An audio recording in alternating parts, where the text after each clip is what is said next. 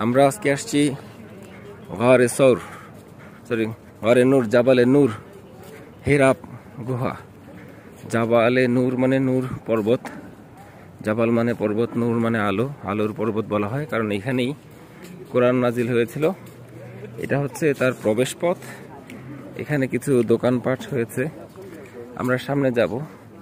বেশ উঁচু, 2000 ফিট উঁচু যদি সোজা করে ধরা হয়, কিন্তু যেভাবে পেঁচিয়ে পেঁচিয়ে ওঠা হয় তাতে করে প্রায় 4000 ফিটের মতন পথ বেয়ে বেয়ে উঠতে হয়।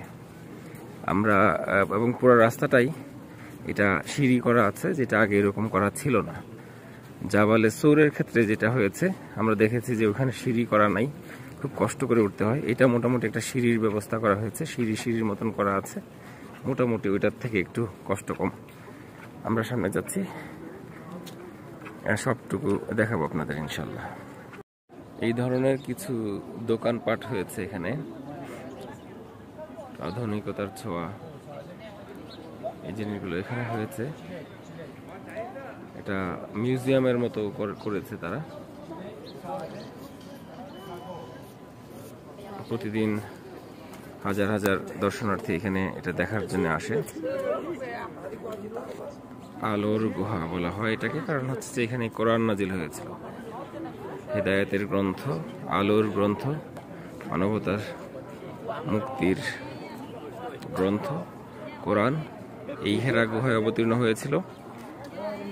আমরা আস্তে আস্তে করে ওই গুহাটার দিকে যাব এবং গুহাটার ভিতরের অংশ আপনাদেরকে দেখাবো ইনশাল্লাহ। আপনারা দেখতে পাচ্ছেন ওই পাহাড়ের উপরে এই যে মানুষজন যাচ্ছে, বেঁকে বেঁকে বেঁকে বেঁকে যাচ্ছে, গিয়ে গিয়ে একদম পাহাড়ের যে চূড়া, একদম চূড়াতে। এখানে ভিডিওতে বোঝা যাচ্ছে কিনা খেয়াল করে দেখেন, আস্তে করে নড়াচড়া করছে, পিঁপড়ার মতো দেখা যাচ্ছে যে এগুলো হচ্ছে মানুষ। আমরা ওই পর্যন্ত পৌঁছবো ইনশাল্লাহ। আমরা আস্তে আস্তে হেরা গুহার দিকে অগ্রসর হচ্ছি। এখানে পাহাড়ের এই অংশগুলো আপনারা দেখতে পাচ্ছেন যে সুন্দর করে সরকারি ব্যবস্থাপনায় সিঁড়ি করা আছে, মাঝখানে মাঝখানে বসার বিশ্রাম নেওয়ার ব্যবস্থা আছে। এই যে আপনারা দেখতে পাচ্ছেন লোকজন আস্তে আস্তে করে উঠছে, উঠে উঠে একদম পাহাড়ের যে চূড়ায় সেইখানে একটা গর্ত আছে, যেটাকে গার মানে গর্ত। সেখানে সেই জাবালে নূরের সেই হেরা, গারে হেরা, হেরার গুহায়, সেই গুহাটা সে হচ্ছে উপরে। সেখানে রাসূল সাল্লাল্লাহু আলাইহি সাল্লাম উনি ধ্যানে মগ্ন থাকতেন এবং ওনার পূর্বপুরুষরাও এখানে ধ্যান করত বিভিন্ন সময়। এবং এত উঁচু একটা পাহাড়, সেখানে রাসূল সাল্লাল্লাহু আলাইহি সাল্লাম কষ্ট করে সেখানে এসে সেখানে বসে ধ্যান করতেন। এবং খাদিজা রাদিয়াল্লাহু আনহা উনি সেখানে ওনার খাবার পৌঁছে দিতেন। আবু বকর রাদিয়াল্লাহু আনহু ওনার কন্যা আসমা রাদিয়াল্লাহু আনহা উনিও সেখানে খাবার পৌঁছে দিতেন। এভাবে ধ্যানে মগ্ন থাকা অবস্থায় রমজান মাসে রাসূল সাল্লাল্লাহু আলাইহি ওয়াসাল্লামের বয়স যখন 40, রমজান মাসের কোনো একটা সময়ে আল্লাহ রাব্বুল আলামিন প্রথমবারের মতো জিবরাইল আলাইহিস সালামকে পাঠালেন কোরআন নিয়ে।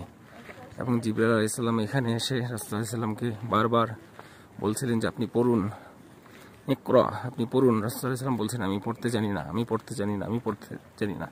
তৃতীয়বার যখন এরকম হলো, তখন জিবরাইল আলাইহিস সালাম রাসূল সাল্লাল্লাহু আলাইহি ওয়াসাল্লামকে বুকের সাথে শক্ত করে আলিঙ্গন করে ধরলেন এবং এতে করে ওনার জেহানের মধ্যে কোরআন ঢুকে যায় এবং উনি পড়তে শুরু করলেন। সূরা আলাকের প্রথম যে 5টি আয়াত, সর্বপ্রথম অবতীর্ণ কোরআনের আয়াত, ইকরা বিসমি রাব্বিকাল্লাযী খলাক, খলাকাল ইনসানা মিন আলাক। এই যে আয়াতগুলো, প্রথম 5টি আয়াত, এই 5টি আয়াত এখানে অবতীর্ণ হয়। এই জন্যেই এটাকে জাবালে নূর, আলোর পর্বত বলা হয়, কারণ কোরআন হচ্ছে আলো। এই আলো এখানেই সর্বপ্রথম অবতীর্ণ হয়। দীর্ঘ সময় রাসূল সাল্লাল্লাহু আলাইহি ওয়াসাল্লাম ছিলেন। রাসূল সাল্লাল্লাহু আলাইহি ওয়াসাল্লামের পবিত্র কদম মোবারক ছোঁয়া এখানে আছে, এই পর্বতের সাথে মিশে আছে। আমরা সেই গুহার দিকে আস্তে আস্তে অগ্রসর হচ্ছি। আল্লাহ রাব্বুল আলামিন কোরআন নাজিলের এই পাহাড়, কোরআন নাজিলের এই গুহা, এখানে আসার দেখার তৌফিক দিয়েছেন। আল্লাহ রাব্বুল আলামিন আমাদেরকে যে কোরআন মানার, কোরআনের নিষিদ্ধ জিনিসগুলো থেকে বিরত থাকার, আদিষ্ট জিনিসগুলো মানার তৌফিক দান করুক আমাদের সবাইকে। আল্লাহুম্মা আমিন। সিঁড়ি করা থাকলেও মাঝে মাঝে পাহাড়গুলো খুবই খাড়া, অনেক খাড়া, উপর দিকে যেতে হচ্ছে, খুবই খাড়া। এরকম তারপরও ভালো যে সিঁড়িটা আছে, আলহামদুলিল্লাহ যাওয়া যাচ্ছে।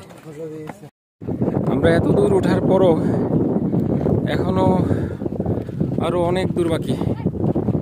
এই যে দেখা যাচ্ছে লোকজন উঠছে, সে একদম চূড়ায়, সে পর্যন্ত যেতে হবে। আলহামদুলিল্লাহ আমরা অনেক দূর চলে আসছি, বাকিটাও ইনশাল্লাহ উঠে যাব। পাহাড়ের চূড়া থেকে মোটামুটি 30-40 ফিট নিচের দিকে গিয়ে এরকম, এই যে দিক দিকে নিচের দিকে গিয়ে এখানে হচ্ছে গুহাটা। এই গুহাটার যে মুখে দেখেন প্রচুর মানুষের ভিড়, এবং ভিতরের অংশটা দেখাচ্ছি সেখানে কিরকম,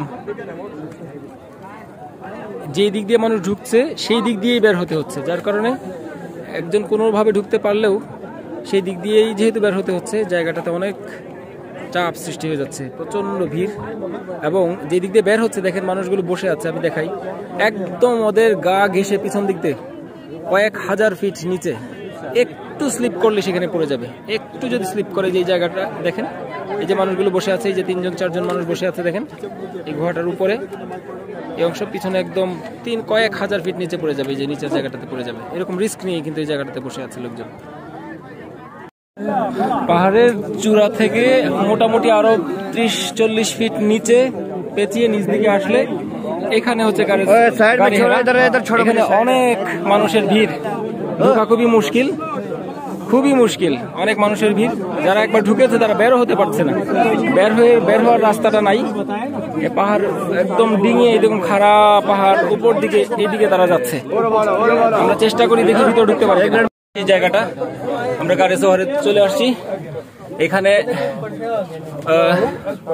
এই যে পাহাড়ের ফাঁকা দিয়ে দেখা যেত কাবা শরীফ দেখা যেত, রাসূলুল্লাহ সাল্লাল্লাহু আলাইহি ওয়াসাল্লাম এখানে বসে ধ্যান করতেন।